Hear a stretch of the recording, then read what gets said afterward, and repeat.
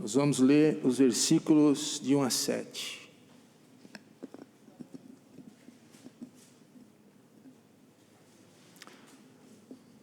Aqueles que puderem, por favor, se coloquem em pé para nós fazermos a leitura. Êxodo 17, de 1 a 7. Diz assim: Depois toda a congregação dos filhos de Israel partiu do deserto de Sim pelas suas jornadas, segundo o mandamento do Senhor, e acampou em Refidim. E não havia ali água para o povo beber. Então contendeu o povo com Moisés e disse: Dá-nos água para beber. E Moisés lhes disse: Por que contendeis comigo? Por que tentais ao Senhor? Tendo, pois, ali o povo sede de água, o povo murmurou contra Moisés e disse: Por que nos fizeste subir do Egito para nos matares de sede a nós e a nossos filhos e ao nosso gado? E clamou Moisés ao Senhor, dizendo: Que farei a este povo? Daqui a pouco me apedrejará. Então disse o Senhor a Moisés: Passa diante do povo e toma contigo alguns dos anciãos de Israel, e toma na tua mão a tua vara com que feriste o rio, e vai. Eis que eu estarei ali diante de ti sobre a rocha em Horebe, e tu ferirás a rocha, e dela sairão águas, e o povo beberá. E Moisés assim o fez diante dos olhos dos anciãos de Israel. E chamou aquele lugar Massá e Meribá, por causa da contenda dos filhos de Israel, e porque tentaram o Senhor, dizendo: Está o Senhor no meio de nós, ou não? Podemos sentar, irmãos. Um dos momentos que não esqueço em minha vida foi quando eu era jovem e que, junto com alguns amigos, nós escalávamos cachoeiras de um rio chamado Rio Perequê, lá na cidade de Cubatão, onde nós morávamos. Um rio onde as pessoas iam tomar banho aos domingos, finais de semana, feriados, e era assim sempre cheio de gente. Você olhava assim e você via aquelas cabecinhas dentro do rio, e as pessoas gostavam de aproveitar ali o final de semana. E esse rio, ele era famoso porque ele possuía 3 cachoeiras. Uma mais embaixo, a outra mais em cima, e a terceira cachoeira, e as pessoas gostavam de escalar e chegar naquelas cachoeiras. A primeira cachoeira e a segunda, as pessoas conseguiam chegar com mais tranquilidade, mais facilidade. Mas a terceira cachoeira, poucos conseguiam chegar até ela, porque era muito difícil devido às trilhas em mata fechada, quilômetros de caminhada subindo. E essa terceira cachoeira, ela era chamada de Véu de Noiva. É justamente aquela cachoeira que os irmãos estão vendo ali na imagem. Um dia, eu, o alemão e o Adalto, eram 3 amigos da minha juventude, cismamos de irmos até a Véu de Noiva. Planejamos de escalarmos até aquela cachoeira. Irmãos, foi um desafio intenso, mas muito intenso. A gente desafiou os limites da nossa própria resistência física e até mesmo emocional, pois aquela trilha era longa, íngreme, fechada, e que se chovesse naquele momento, a gente não ia conseguir voltar de forma nenhuma. E após algumas horas, irmãos, de caminhada rumo a Véu de Noiva, suados, alguns arranhões já nos braços e nas pernas, porque a gente passava pelas trilhas e os galhos iam pegando em nós e iam fazendo alguns arranhões, já com várias picadas de pernilongo pelas canelas, nós continuamos subindo, e vinha ainda tensão, porque a gente caminhava, pisava nas folhas secas, e eu posso escutar o barulho das folhas quando a gente pisa, E muito tenso, porque a qualquer momento a gente podia ser surpreendido por uma serpente. Mas a gente continuou. Tensos, com muita tensão, mas de repente a gente decidiu sentar numa pedra grande, úmida, e que quando a gente sentava, você escorregava. Porque ela era íngreme e, devido à umidade, sempre está sendo molhada pelos respingos e serenos, nunca secava aquela pedra. Paramos ali durante um tempo para beber água, e de repente a gente passa a mão no cantil, e a gente percebe que o cantil, o único que nós tínhamos levado, estava vazio, não tinha água, mas a gente, determinados, como nós estávamos, de chegar na véu de noiva, continuamos a subida, em rumo àquela linda cachoeira, e nós chegamos até ela. E eu estou aqui contando essa história para os irmãos, e a imagem na minha mente, aquela cena não foge da minha mente até os dias de hoje. E eu posso ainda lembrar daqueles pingos que o vento soprava, aquele nevoeiro branco batendo no nosso rosto, nos molhando. Mas a gente chegou lá, irmãos, um pouco desidratados, cansados e com muita sede. E todo mundo sabe que, para quem faz trilhas, escaladas, longas caminhadas, quem serviu o exército sabe também que o cantil com água é essencial para tudo isso.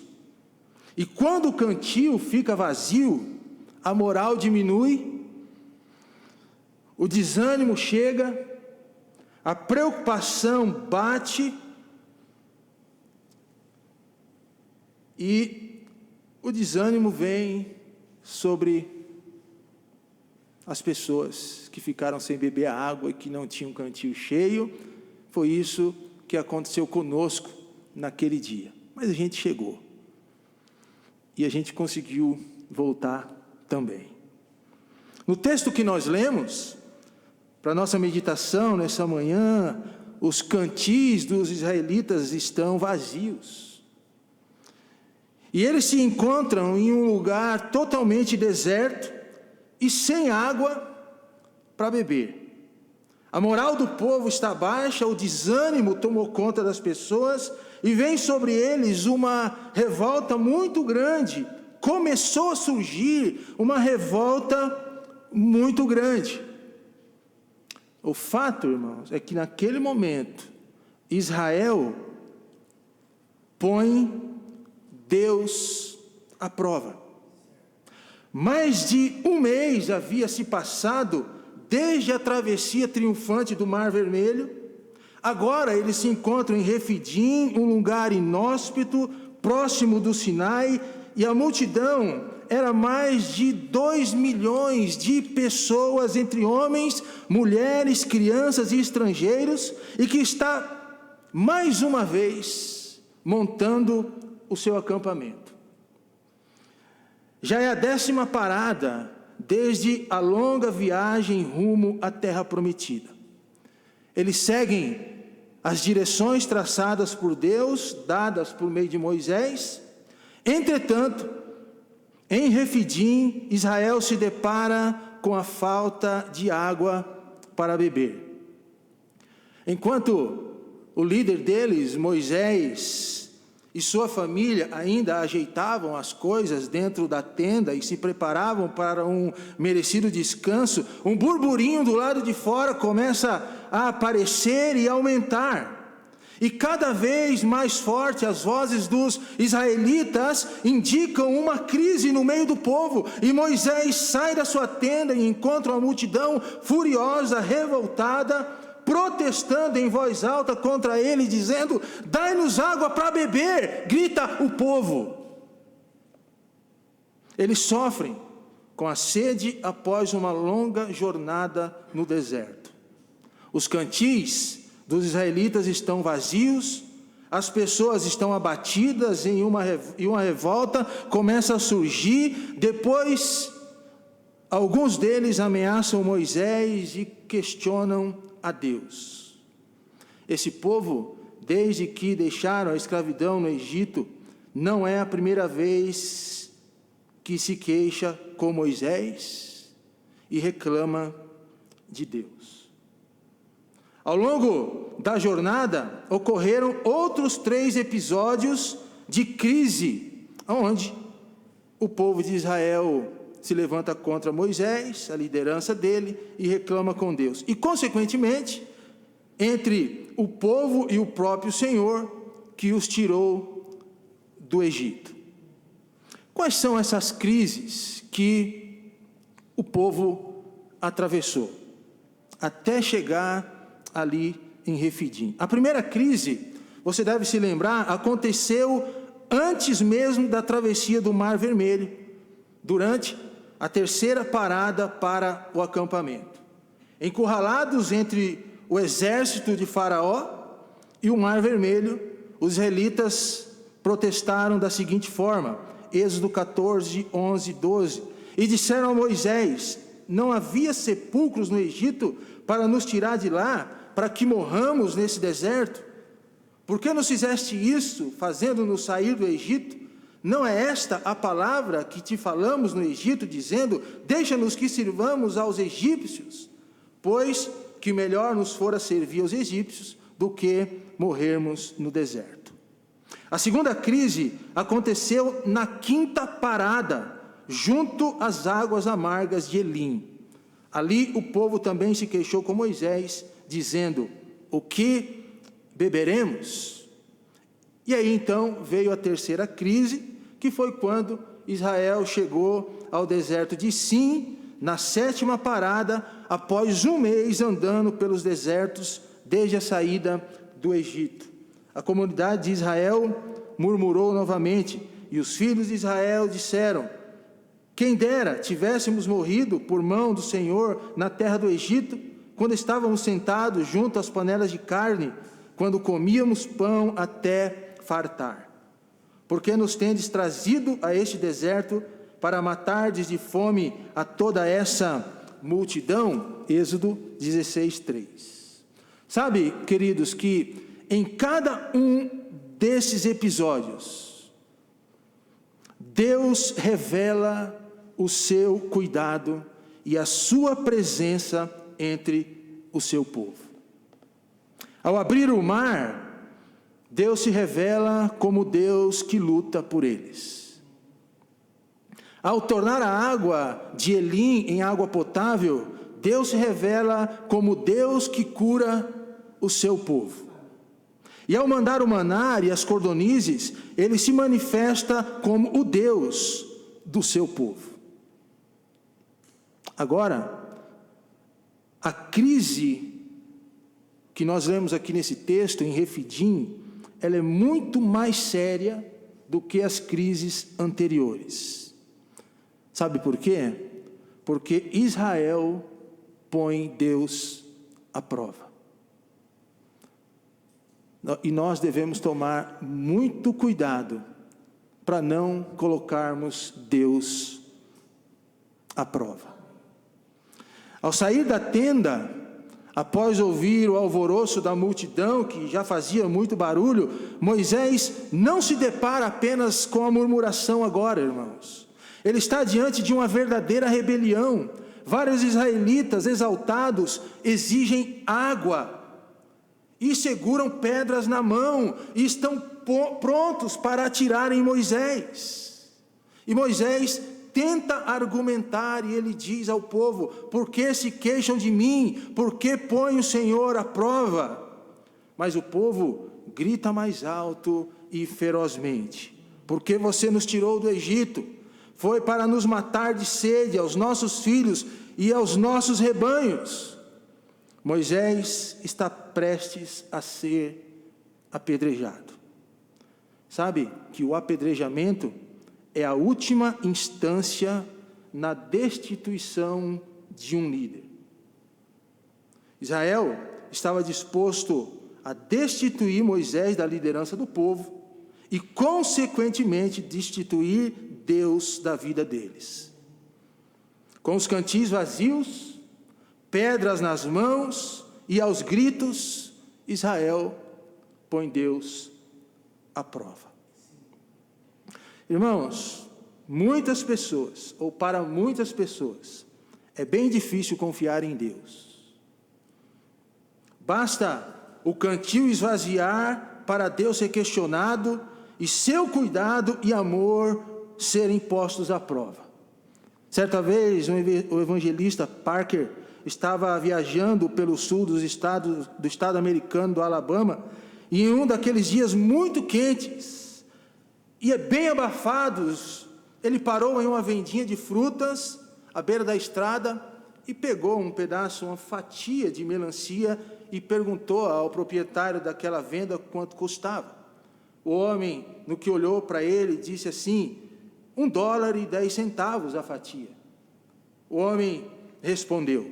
Parker enfiou a mão no bolso, encontrou apenas uma nota de $1 e disse: isso aqui é tudo que eu tenho, toma. E o dono, então, tudo bem, eu vou acreditar que você só tem $1 e não tem os 10 centavos. Parker respondeu para aquele homem dizendo: olha, muito legal da sua parte, muito legal mesmo. E pegou a melancia e começou a ir embora. No que o dono da venda chamou ele rapidamente, disse: ei, para onde você está indo? Preocupado, o homem atrás do balcão gritou dessa forma. E Parker respondeu: eu vou sair para comer a minha melancia ali do lado de fora, sentado. E o homem disse: mas você esqueceu dos 10 centavos. E Parker disse para ele: mas você disse que confiava em mim. Sim, mas eu quis dizer que confiava em você quanto aos 10 centavos. Então, você não confiou em mim, e apenas apostar 10 centavos em minha integridade, retrucou o evangelista. Sabe que às vezes é assim que nós também confiamos em Deus, irmãos, apenas naquilo que não custa tanto para nós. Mas quando passamos por provações extremas na vida, ou seja, quando o nosso cantil está vazio, é mais difícil confiar que Deus está ao nosso lado e esperar pelo seu cuidado. É ou não é? A nossa natureza humana, que é frágil e que é inconstante, é fácil a gente dizer: Deus está no comando, quando as coisas estão sempre no controle. Eu mesmo já fiz isso. Quando as coisas estão bem, é fácil, eu disse: Deus está no comando da nossa casa, Deus está no comando da nossa família, Deus está no comando da nossa vida. Mas quando os momentos de crises, de dor, que nos provam, que nos batem, nós vacilamos na nossa confiança para com Deus. E não são as poucas vezes que isso acontece. Vem o desespero, questionamos a Deus e pomos Deus à prova. Igualzinho fez o povo de Israel. E você sabe quando que nós colocamos Deus à prova? Queridos, não só com palavras, mas também com nossas atitudes. Presta atenção. Nós colocamos Deus à prova quando renunciamos nossa fidelidade a Ele. Nós colocamos Deus à prova quando trocamos a fé pela amargura. Nós colocamos Deus à prova quando nós perdemos o temor para com Deus e brincamos com o sagrado. Nós colocamos Deus à prova quando vivemos como se Deus estivesse alheio e distante de tudo. E nós colocamos Deus à prova quando o nosso cantil seca, quando os dias são áridos, quando atravessamos os vales sombrios da vida, a nossa fé é posta à prova. Mas por vezes somos nós que duvidamos de Deus. Mas louvado seja Deus, pois Ele é fiel nas suas promessas e jamais abandona o seu povo. mesmo quando o povo tem um coração duro, revoltado e desconfiado, Deus não rejeita o seu povo. E Deus prova o seu cuidado e amor para com Israel. Israel ainda não tinha uma noção completa de quem era o Deus que eles serviam, do Deus que havia tirado do Egito. Eles ainda não sabiam, queridos irmãos, o tamanho da misericórdia do Deus que eles serviam, que com certeza a misericórdia de Deus é muito maior do que a miséria e a dureza de coração do seu povo. E ao contrário do esperado e previsto por Israel, Deus não rejeita o seu povo e derrama abundantemente a sua graça sobre eles. Enquanto os homens de confiança de Moisés tentam controlar a rebelião do povo ao lado de fora da tenda desse líder, ele volta para dentro da tenda, ajoelha-se diante de Deus e diz: que farei com este povo? Estão a ponto de apredejar-me.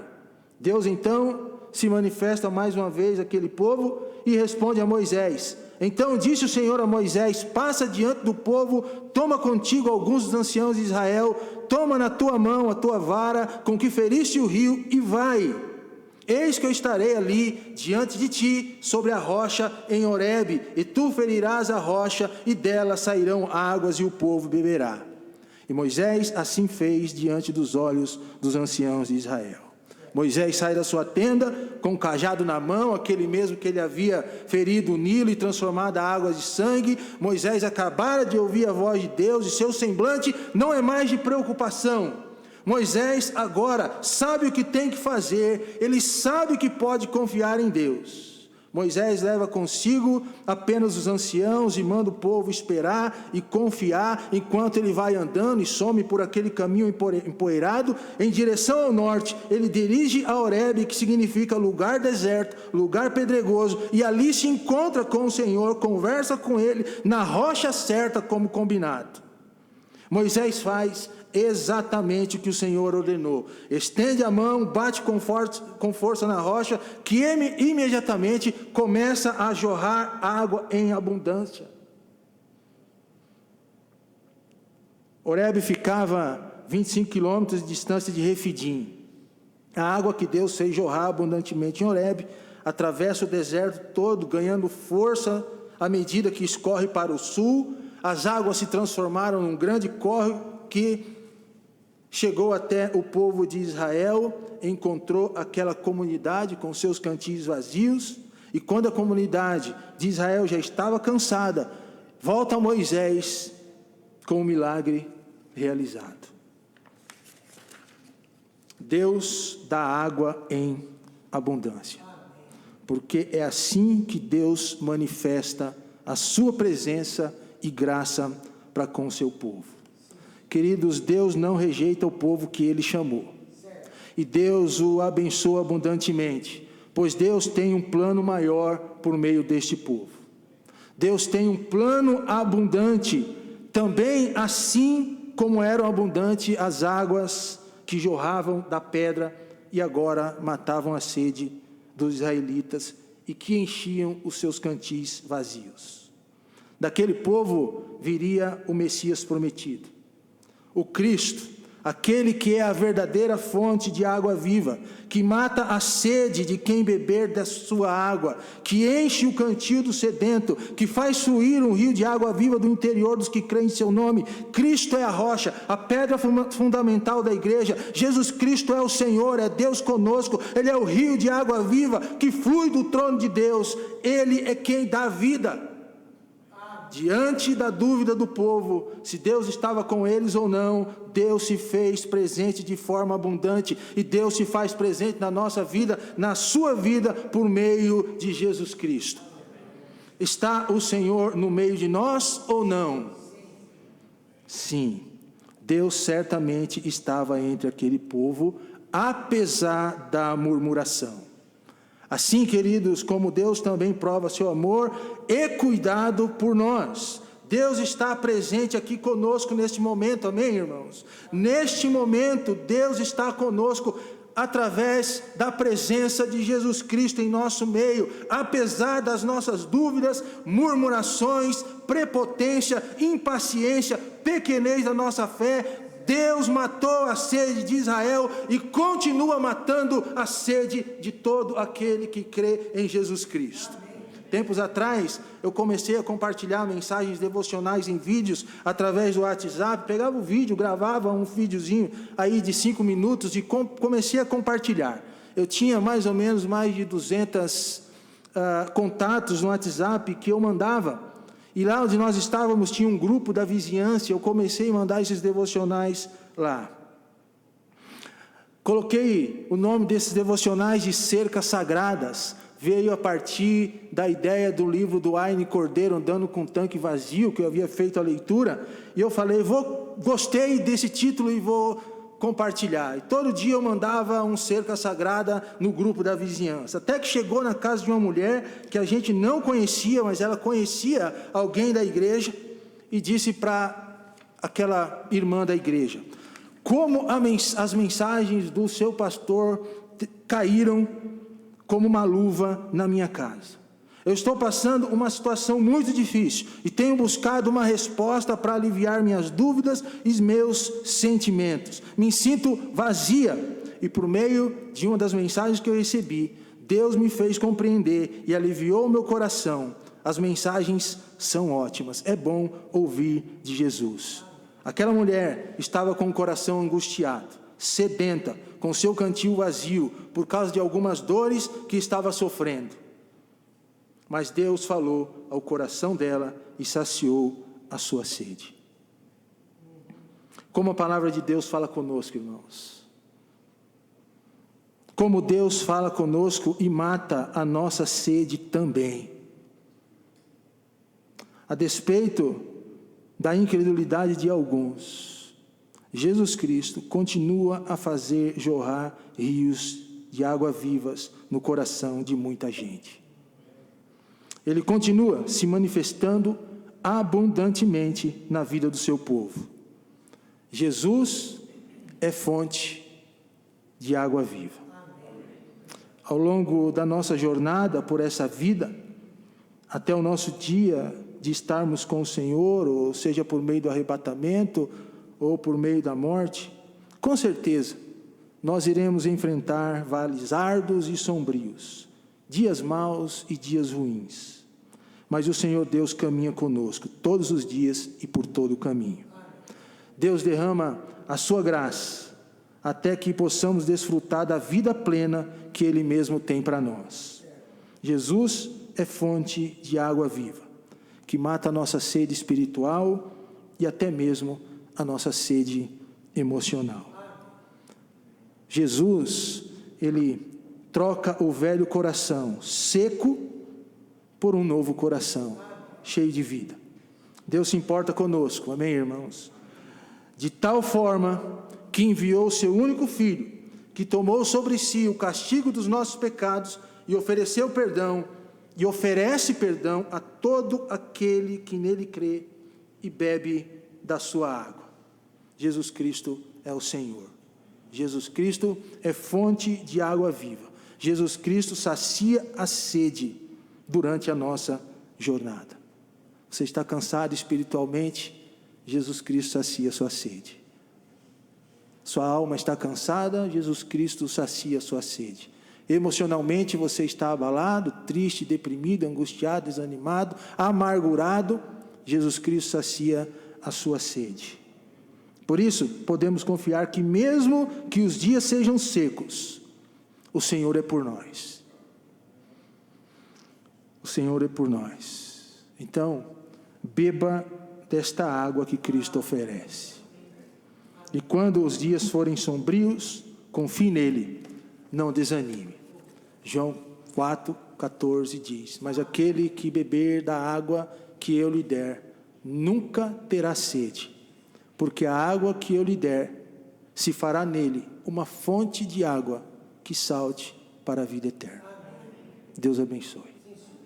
Baixe sua cabeça, nós vamos orar. Eu quero chamar o pastor Romulo.